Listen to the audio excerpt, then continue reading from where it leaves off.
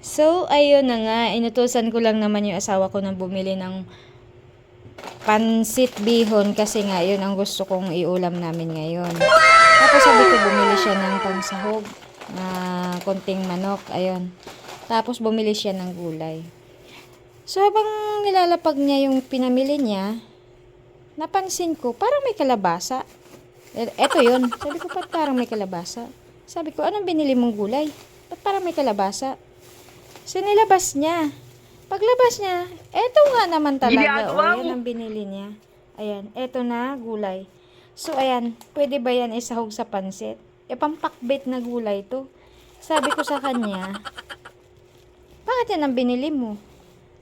Naisip niya raw nung sinabi ko na bumili ng gulay. Nung nakita daw niya to, binili niya.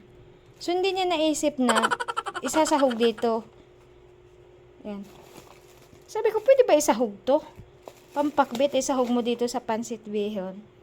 So, ayun. Tumawa lang siya. Ayun, lumabas ulit at bumili ng gulay pang... Sabi ko, gulay pang halo sa pansit ha, hindi pampakbit. Ayan. O, diba? Ang saya talaga ng umaga pag ganun ang utusan mo. Ito dapat na gulay ang dapat bilhin. Ayan, dumating na siya. Ito yung binili niya. So, ayan, tumama na siya. Hindi ito. Ay, nako nga naman. Edward. Ward, ano naisip mo? Ba't yung gulay na yan ang binili mo?